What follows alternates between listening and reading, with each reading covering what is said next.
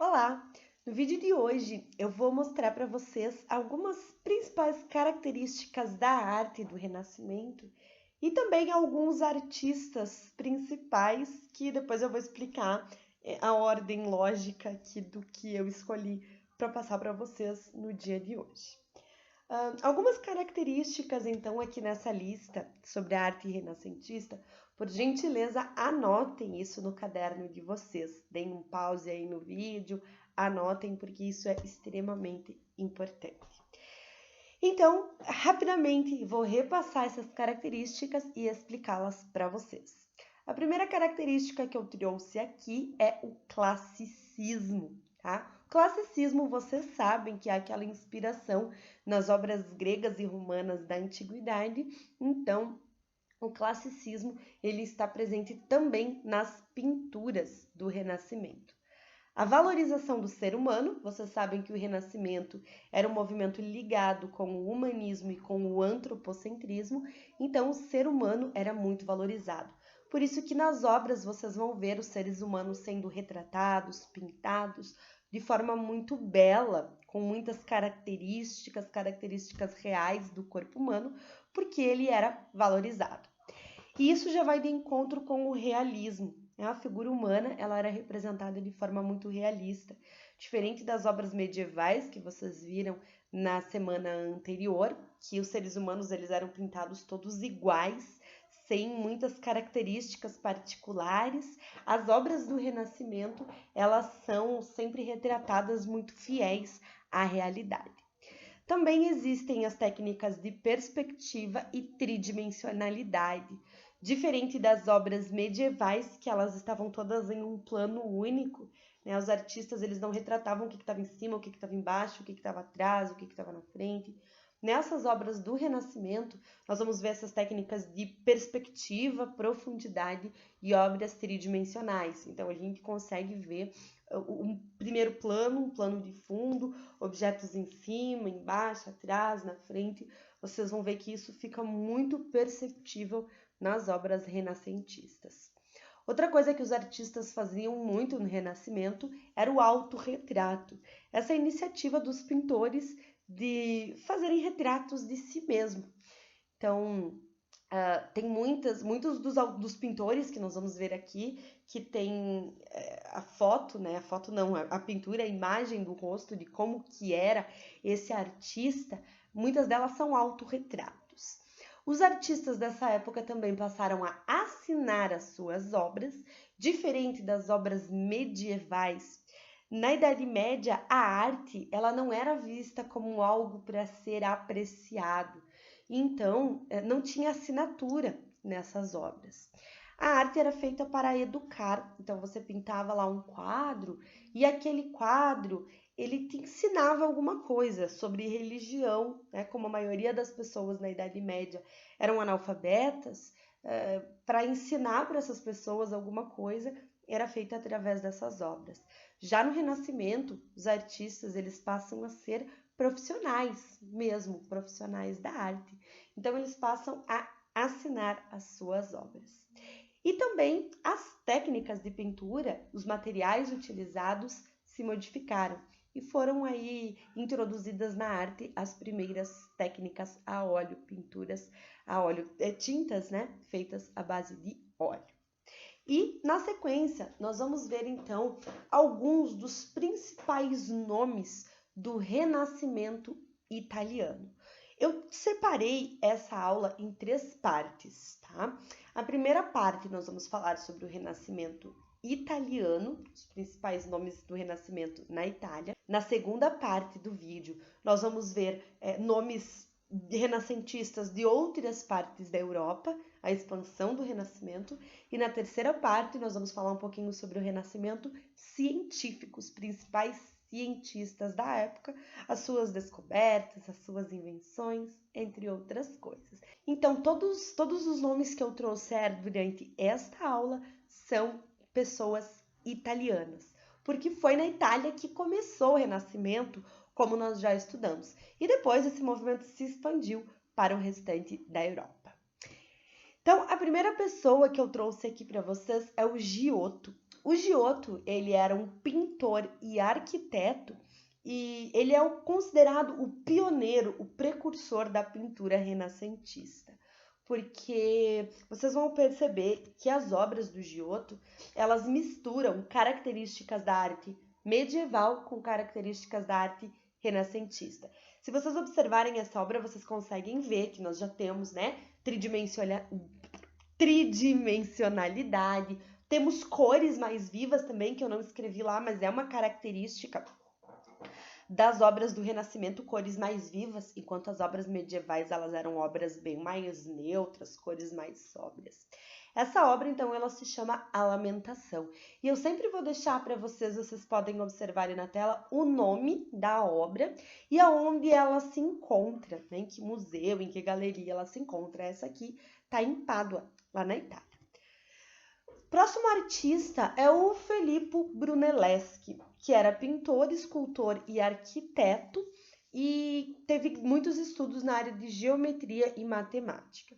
E apesar de ele ter essas 3 ocupações, as principais obras dele, as principais realizações estão no campo da arquitetura, como essa cúpula da Igreja Santa Maria del Fiore, em Florença. Vocês estão vendo essa parte da obra que é mais arredondada, maior? Isso não é uma pintura, tá, pessoal? Isso é uma foto.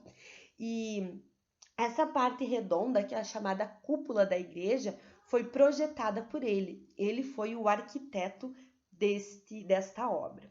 Ele também projetou esse palácio, que é o Palácio Pitti, em Florença. Ele que projetou essa obra.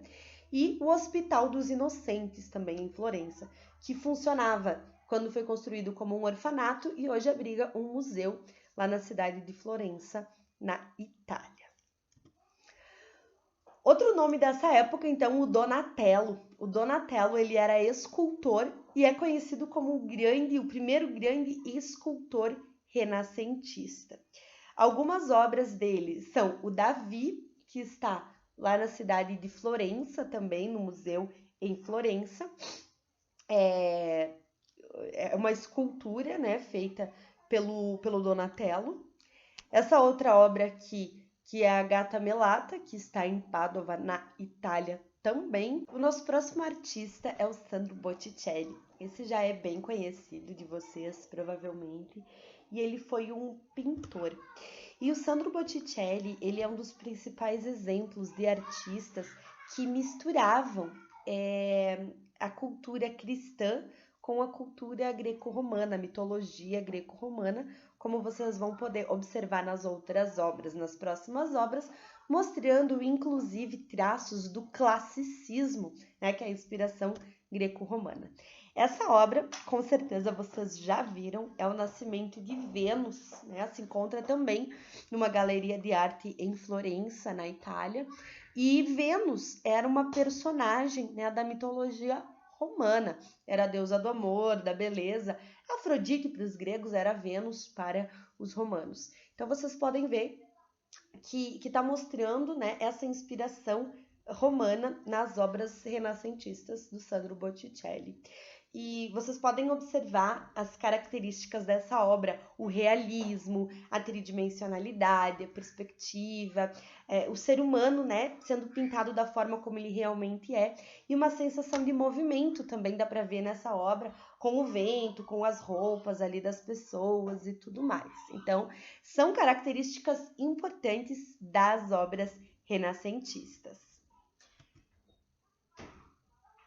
A próxima obra que eu trouxe do Sandro Botticelli é essa outra, Madonna com Menino e Dois Anjos, que está numa galeria em Washington, nos Estados Unidos, e que vocês podem observar. Sempre que a gente fala Madonna, é uma imagem da Maria, Virgem Maria com Jesus, tá? Então seria aqui ela com Jesus no colo, mostrando características também muito mais realistas. Se nós compararmos com pinturas que retratam a mesma cena, só que na era medieval, vocês vão perceber diferenças bem grandes entre essas obras.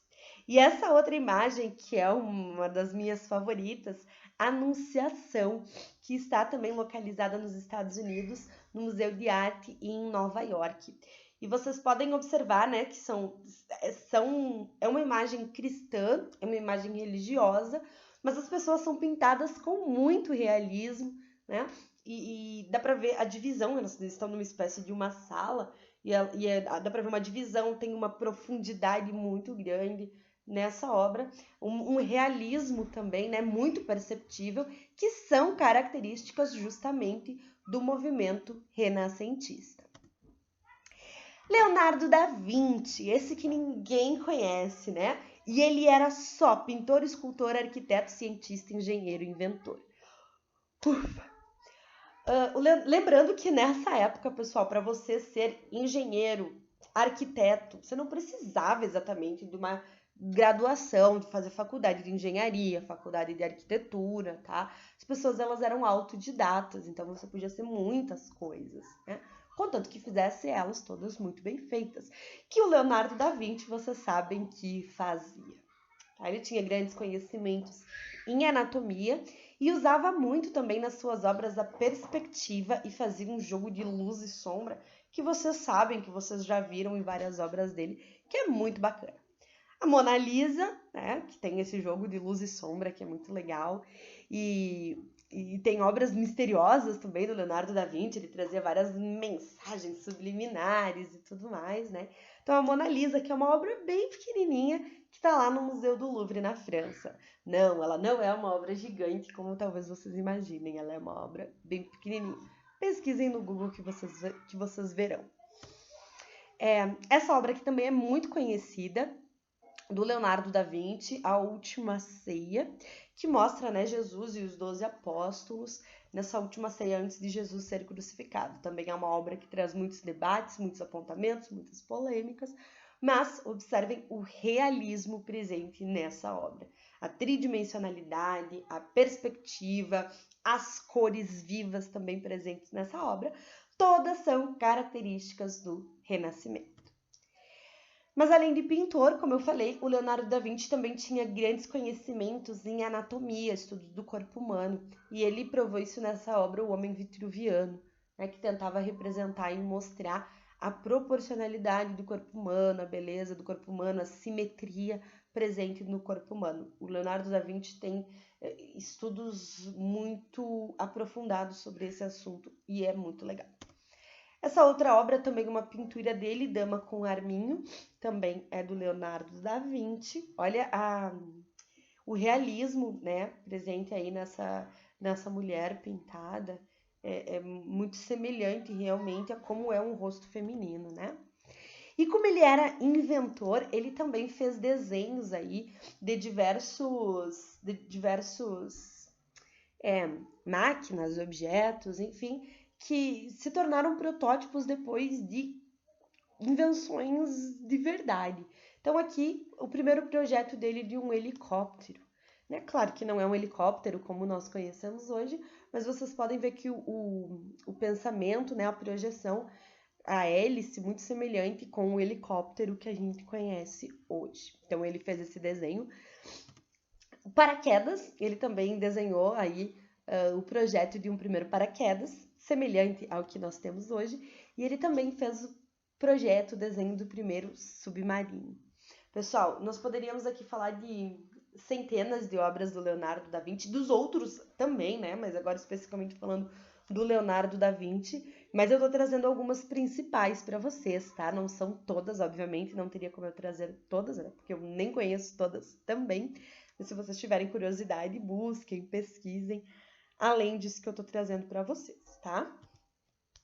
Michelangelo, esse também é muito conhecido, né? Ele era escultor, pintor e arquiteto, e ele era muito conhecido pela precisão das suas obras, tanto das pinturas quanto das esculturas, e ele retratava seres humanos com tanta perfeição que ele ficou conhecido como o poeta do corpo.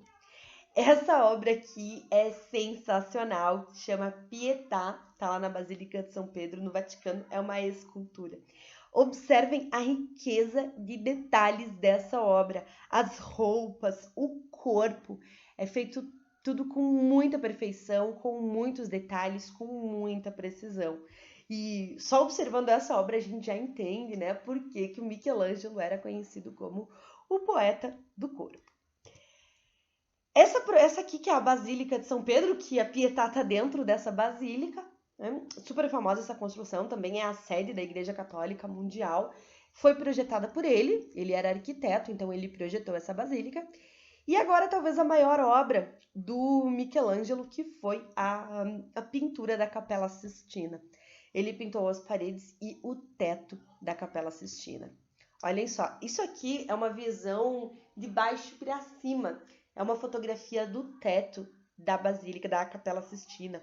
Tá? Então, todas essas obras, essas imagens, elas estão pintadas no teto da Capela Sistina. E o Michelangelo, ele fez tudo isso praticamente sozinho. Ele tinha alguns auxiliares ali, mas era mais para preparar os materiais que ele ia usar. A pintura foi feita quase toda por ele sozinho. A maior parte do tempo ele pintava deitado, mais ou menos nessa posição assim, sabe? E levou alguns anos para ficar pronto. E são todas passagens bíblicas, né? São imagens tiradas aí da Bíblia, histórias da Bíblia que ele retratou em imagens. Só que é claro que ele retratava essas imagens, essas cenas religiosas com o toque renascentista, do realismo, das cores, da valorização do ser humano, tudo isso aí. E essa aqui é uma das imagens mais conhecidas que estão retratadas lá na Capela Sistina, que é o nascimento do homem, né? Que seria Deus criando o primeiro homem, Adão. Então, Deus e os anjos ali criando os seres humanos. Essa é uma obra do Michelangelo e está pintada no teto da Capela Sistina, lá no Vaticano, que fica ali dentro da Itália. Rafael Sanzio. O Rafael Sanzio era pintor e ficou conhecido por ser um grande retratista, mas ele não pintava só retratos, tá? Mas ele era conhecido por ser o retratista oficial das grandes famílias italianas. Uma das obras, então, do Rafael, ele é mais conhecido só como Rafael, é esse quadro chamado Escola de Atenas, que está lá no Vaticano também. Então, Atenas, Grécia, olha aí a inspiração greco-romana, o classicismo, né? Vocês podem ver também a perspectiva, vocês podem ver que tem o primeiro plano ali, que estão as pessoas e várias pessoas no fundo. Observem as esculturas que estão dentro de aberturas na parede, mostrando também essa noção de perspectiva, que é muito legal. A multiplicação dos peixes, que está no museu em Londres. Olhem também o realismo dessa imagem. As pessoas, o corpo das pessoas retratado com realismo, luz e sombra. A sombra também das pessoas ali na água, sendo refletida na água. É uma obra bem realista. E essa outra obra aqui está, inclusive, aqui no Brasil, que foi comprada pelo Museu de Arte de São Paulo, MASP, chamada Ressurreição de Cristo. Então, olha o que eu sempre falo para vocês. São obras que muitas vezes retratam cenas religiosas, sim, só que sob um outro ponto de vista, né? Bem mais realista, valorizando muito mais o ser humano. Se você é meu aluno e chegou até aqui, deixem lá no chat do Schools um recadinho escrito animal de estimação. Só isso, só escrevam lá no chat animal de estimação. O nosso próximo nome do Renascimento é o Nicolau Maquiavel. Mas o Nicolau Maquiavel, ele não é pintor como os outros, nem arquiteto. Ele é escritor. Tá? E a principal obra do Nicolau Maquiavel é essa aqui, chamada O Príncipe. Claro que essa não é a capa original, tá? Mas é uma versão atualizada. Nessa obra do Nicolau Maquiavel, vou resumir em poucas palavras para vocês, ele é quase como um guia de poder. Lembrando que nessa época a Europa era governada por reis, né? Então o Nicolau Maquiavel ele fez esse manual de poder para os reis da época, onde ele dizia, né, os passos que um governante deveria seguir para manter-se no poder. A ideia que está por trás das ideias do Maquiavel é os fins justificam os meios, ou seja, não importa o meu caminho, o importante é que eu chegue lá. Então não importa se eu tiver que usar para me manter no poder algumas estratégias, até meio imorais às vezes, contanto que eu consiga me manter no poder. Então, o fim, né, o objetivo que é me manter no poder vai justificar os meios, que vai ser essa caminhada que eu percorri para chegar lá. Por exemplo, o Maquiavel ele dizia que se um rei tivesse que escolher entre ser amado ou odiado pela população, ele deveria escolher ser amado, é claro. Mas se para manter o poder, a sua autoridade, ele tivesse que ser odiado, tudo bem, contanto que ele conseguisse manter-se no poder. O nosso próximo escritor é o Dante Alighieri, que é autor dessa obra chamada A Divina Comédia, que essa também não é a capa original, tá? E a Divina Comédia, que de engraçado não tem nada, tá? Apesar de muitas pessoas acharem que é um livro de humor, tá? Não é. Conta a história de um personagem chamado Dante, que ele precisa encontrar a Beatriz, que é o grande amor da sua vida. E para isso ele vai precisar percorrer aí alguns caminhos. Ele passa pelo inferno, pelo purgatório e chega ao paraíso. E ele vai buscando a sua amada, né? Ele vai buscando a Beatriz. E nesse caminho que ele vai percorrendo, ele vai descobrindo e ele vai narrando como que é o inferno, como que é o purgatório, vai contando as coisas que ele enxerga.